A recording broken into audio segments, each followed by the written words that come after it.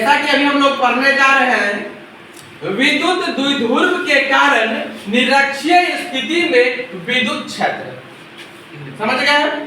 मतलब अंग्रेजी में इसको क्या बोलेंगे? Electric field due to electric dipole at equatorial position. ठीक, तो इस क्वेश्चन में बहुत सारे लोगों को सबसे पहले डायग्राम में कंफ्यूजन रहता है। आप डायग्राम को समझिए, यदि आप डायग्राम समझ जाएंगे तो डेरिवेशन बिल्कुल आसान हो जाएगा। तो क्या कह रहा है? किसके कारण? इलेक्ट्रिक डाइपोल के कारण, मतलब विद्युत द्विध्रुव के कारण। तो द्विध्रुव को आप लोग इस प्रकार से समझिए, द्वि मतलब होता है दो, द्वि मतलब दो, और ध्रुव मतलब पोल, जिसमें दो पोल होगा। ठीक, दो ध्रुव होगा। ठीक, तो सबसे पहले हम लोग द्विध्रुव बनाते हैं। तो देखिए यहाँ पे मान लेते हैं कि हम लोग एक द्विध्रुव बनाए, इसका नाम दे एक पोल का A, दूसरा हो गया B, समझ गए? और दोनों ध्रुवों की बीच की जो दूरी होता है वो कितना होता है? 2a। क्या होता है? 2a।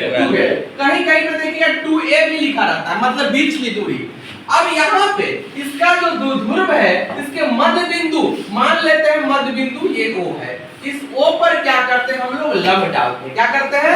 लंब डालते हैं। तो यहाँ से हम लोग क्या किए? एक लंब डाल दिए। ठीक, अब देखिए, अब इसको मिलाइए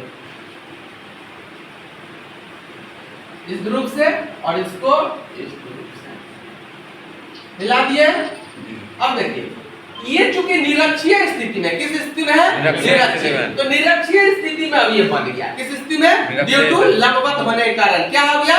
लंबवत होने के कारण अब क्या हो गया? ये निरक्षीय स्थिति में आ गया। अब इस भुजा को यदि हम आगे की ओर बढ़ाते हैं, मतलब इसका डायरेक्शन इधर की ओर होगा और इसका जो डायरेक्शन देख रहे हैं इधर की ओर होगा, समझ गए?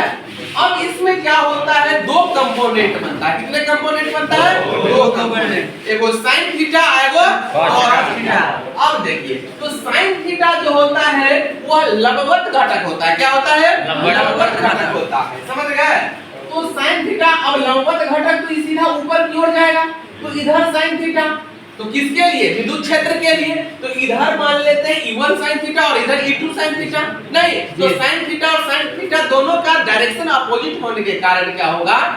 दोनों के डायरेक्शन अपोजिट होने के कारण उसको हम लोग क्या करते हैं? कैंसिल कर देते हैं। क्या करते हैं? कैंसिल कर देते हैं, निष्फल हो जाता है। ठीक, अब यहाँ पे ये जो मान लेते हैं जो कंपोनेंट है cos थीटा का, इस कंपोनेंट को मानते हैं क्या है? E1 cos theta. क्या है ये?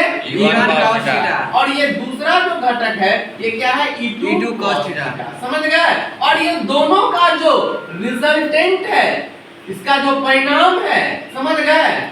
ये हो गया, इसको हम लोग लेते हैं क्या? E। क्या लेते हैं? E। अब देखिए यहाँ पे ये कोण क्या यहाँ पे मान लेते हैं थीटा बना। कौन कौन बना? थीटा। क्योंकि एंगल बन रहा है, एंगल का फॉर्मेशन हो रहा है, तो इस एंगल को हम लोग क्या लिए? थीटा। क्या लिए? थीटा। अब देखिए गौर किया जाए तो ये लाइन आगे बढ़ रहा और इधर की बैकवर्ड डायरेक्शन में भी जा सकता है। तो ये लाइन और ये लाइन दोनों आपस में क्या है? समानांतर है। कैसा दिख रहा है? समानांतर। और आप मैथमेटिक्स की दुनिया में जाएंगे तो उसमें पढ़े हैं कि दो समानांतर रेखा को कोई तिर्यक-छेदी रेखा काटती है तो एकांतर कोण समान होता है। इसका मतलब ये थीटा, तो ये भी कोण क्या होगा? थीटा। ठीक, अब देखिए ये कोण थीटा, तो इस कोण को भी हम लोग क्या ले लिए? थीटा। अब देखिए जब ये थीटा तो ये थीटा और ये कोण जब थीटा तो इसके संगत कोण कौन हो गया? थीटा। नहीं, ये हो गया यहाँ पे, ये क्या हो जाएगा इसका? ये भी क्या हो जाएगा? थीटा। समझ गए? अब गौर कीजिए, जब ये द्विध्रुव की लंबाई 2l है और वो इसका मध्य बिंदु है, इसका मतलब ये क्या होगा? l, और ये क्या होगा? l। तब ना l प्लस l मिलके क्या हो गया? 2l।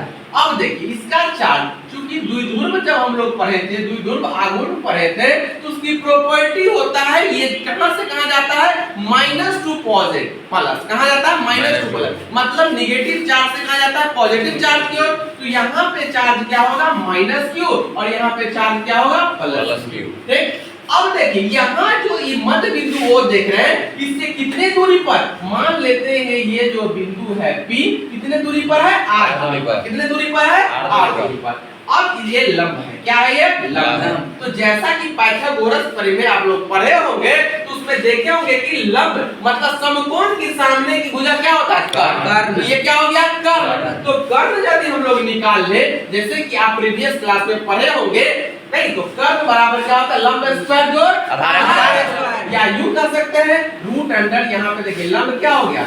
लंब यहाँ पे हो गया आपका आर, नहीं आधार हो गया एल, तो root under R square plus L square हो जाएगा। ठीक इसी प्रकार से यहाँ पे निकालेंगे तो यह भी एक त्रिभुज बन रहा है और ये भी इसके लिए क्या है? लंब है ना जी? तो यहाँ पे निकालेंगे तो इसका भी मान क्या निकलेगा? सेम, ये भुजा इसके बराबर होगा, मतलब इसका भी मान क्या होगा? Root under R square plus L square. समझ गए? अब इस प्रकार से हमें यह जो द्विध्रुव देख रहे हैं AB, इसके मध्य बिंदु O से R दूरी पर जो कोई बिंदु P है, वहां पर हम लोग क्या करना है? विद्युत ध्रुव के कारण विद्युत क्षेत्र का मान निकालना है निरक्षीय स्थिति